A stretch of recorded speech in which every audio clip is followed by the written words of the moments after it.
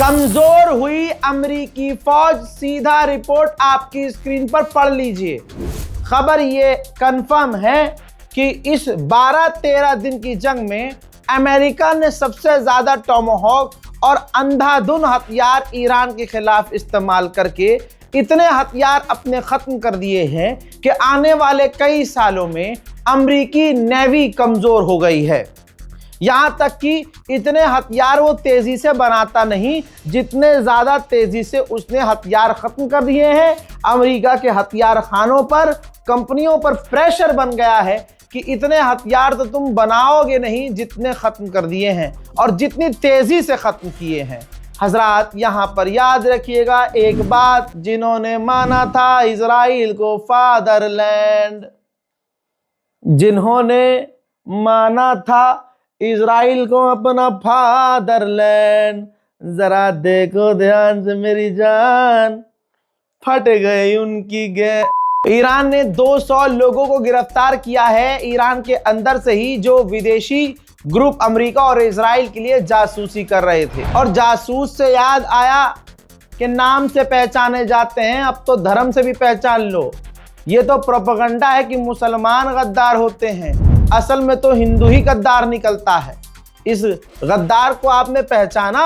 अरे हमने सोचा गोदी मीडिया तो बोलेगा नहीं क्योंकि ये हिंदुओं के घर की बात है, और अगर गोदी मीडिया इस खबर को चला देगा तो हिंदू भीड़ जो प्रेशर में भीड़ की ताकत का इस्तेमाल करके किसी मुसलमान का घर गिरवा देती है, तो जाहिर सी बात है जो जेन्युइन पत्रकार हैं वो भी डरे हुए होंगे। बात गद्दारी की आई है तो आपके सामने गद्दार की तस्वीर है। भारतीय नौसेना में ये काम करने वाला शख्स, जिसको पैसे की कमी नहीं, इज्जत की कमी नहीं, लांस नायक आदर्श कुमार, आगरा उत्तर प्रदेश से पूरी इज्जत मिलती थी। ये हिंदू राम भक्त, ये कट्टर, जाहिर सी बात है आज तो सारा ही हिंदू कट्टर है।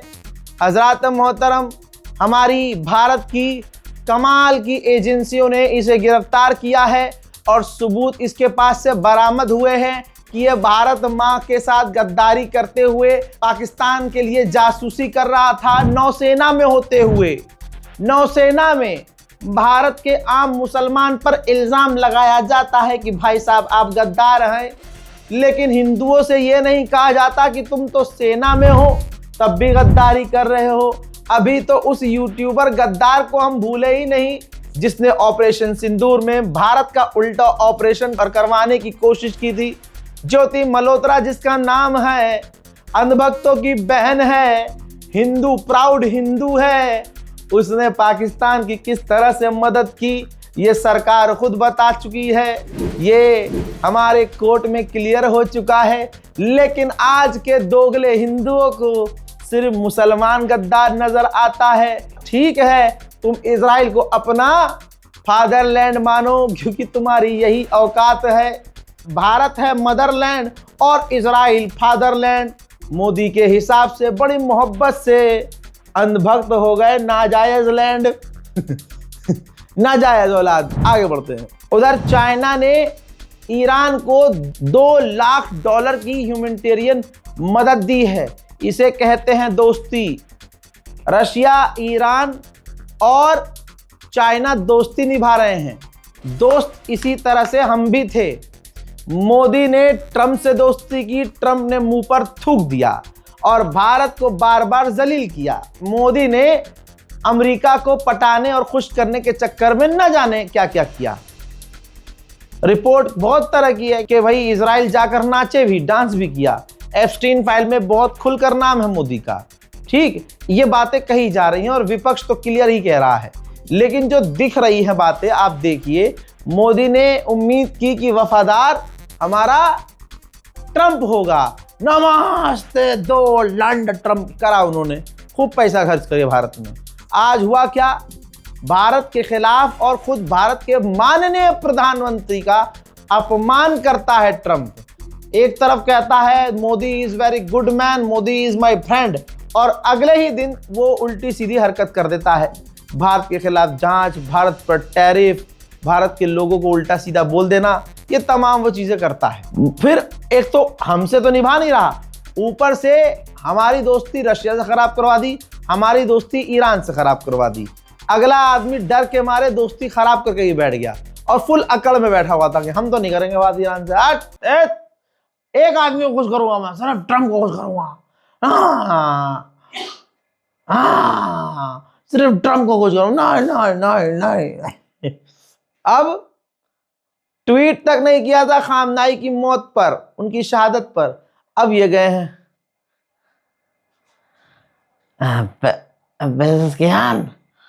हाँ क्या बड़ा बुरा लग रहा है, हमें दुख है, दुख जो स्कूल की लड़कियां मारे हैं उनका भी बहुत दुख है।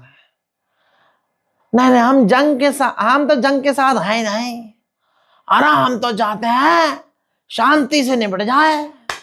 ईरान चू थोड़ी है भैया, वो भी देश है, और ऐसा देश अमेरिका इजराइल को एक साथ पेल दिया उसने। तुम्हारी औकात उसे पता नहीं है कि तुम क्या हो, तुम्हारी मेंटालिटी क्या है। मुझे एक बात बताइए, तमाम हिंदू मुस्लिम मेरे भाई बताएं, आपका एक बहुत पुराना दोस्त हो, एक दोस्त हो बहुत पुराना दोस्त हो, और भी दोस्त है लेकिन अच्छा दोस्त एक है और बहुत पुराना है। अचानक उसके घर में 4-5 परिवार में 4-5 लोगों की अल्लाह ना करे मौत हो जाए, तो आप जिसे अपना बेस्ट फ्रेंड मानते हो वो भले ही अपने आप को बिजी दिखाए, कहीं और दिखाए कि मैं काम में बिजी हूं, ऐसे मैयत पर, आपके घर हुई मौत पर वो बंदा आपको एक फोन भी ना करे, एक व्हाट्सएप मैसेज ना करे, बाकी अपने सारे काम कर रहा है और आपको दिख रहा है कि वो कॉलेज भी जा रहा है, वो अपना सारा घूमना फिरना भी कर रहा है, तो आपके दिल पर क्या बीतेगी, ठीक फील कीजिएगा। और उसके 10-15 दिन बाद वो आपका दोस्त आए और रोने लगा, बड़ा बुरा लगा, पापा मर गया,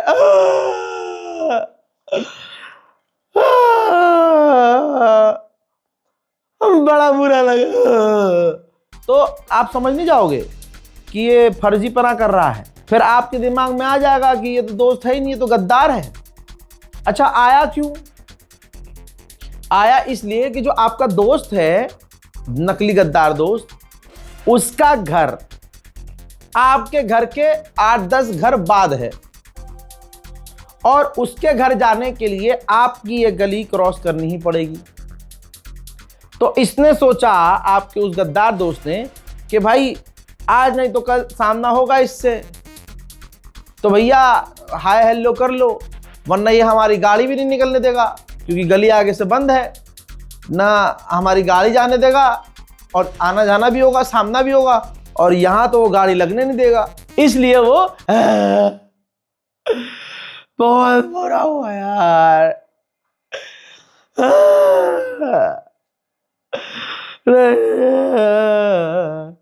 बहुत दुख है हमें, बहुत दुख है।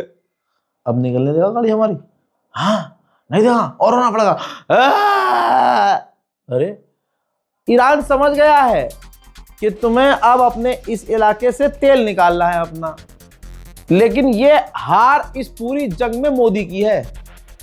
मोदी जीतते तब जब एक जगह रहकर दिखाते कि हाँ, ईरान का सपोर्ट नहीं किया, ईरान के लिए दुख नहीं जताया, ईरान को अपना साथी नहीं कहा।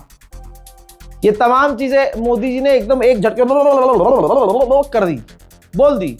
3 भारत के राजनेता भी, मंत्री भी चुने गए जो ईरान से बात करेंगे हमारे टैंकर को निकालने के लिए।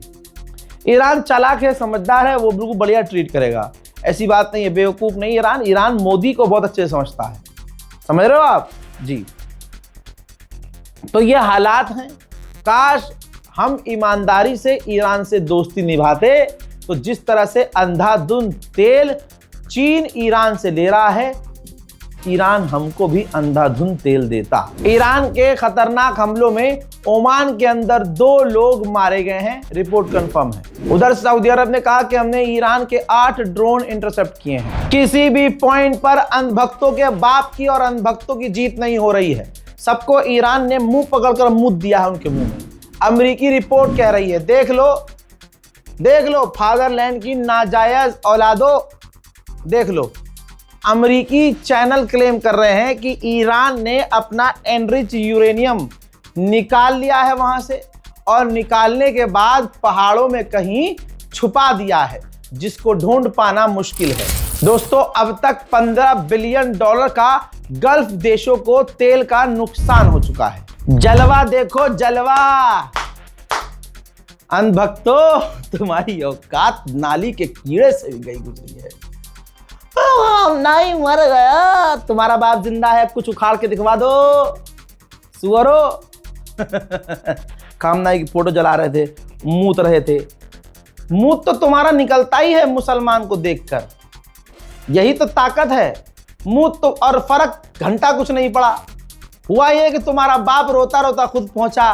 हुआ ये कि अमेरिका तुम्हारा बाप पिट रहा है, तुम्हारा फादरलैंड पिट रहा है। अब घोप घोप करते रहो एक दूसरे के मुंह में।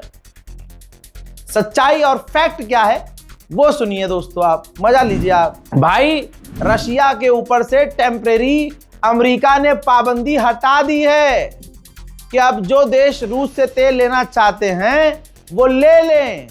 और दोस्तों, यहां पर क्लियर कर दूं, कभी मोदी जी और अंडवे सोचे कि अरे जितना सस्ता तेल हम पहले रशिया से डिस्काउंट मिले रहे थे उतना रशिया हमें सस्ता तेल देगा। ना ना ना, रशिया को ये पता है कि ये गोबर खाने वाले झुंड और इसका बाप धोखेबाज है। अमेरिका के लिए हमें धोखा दिया। भारत को पहले ही डिस्काउंट वाला तेल मना कर चुका है रशिया, ठीक समझ रहे हो? तो जितना महंगा अब दूसरे देशों को तेल मिलेगा उतना ही तेल महंगा हमें मिलेगा। गोप गोप गोप। मेरे दोस्तों, तुर्की के अंदर नेटो का बेस है और वो अमेरिका का ही बेस है। खबर ये आ रही है कि वहां भी ईरान की मिसाइल दिखी है, लेकिन तुर्की ने अभी तक कुछ खुलासा नहीं किया है।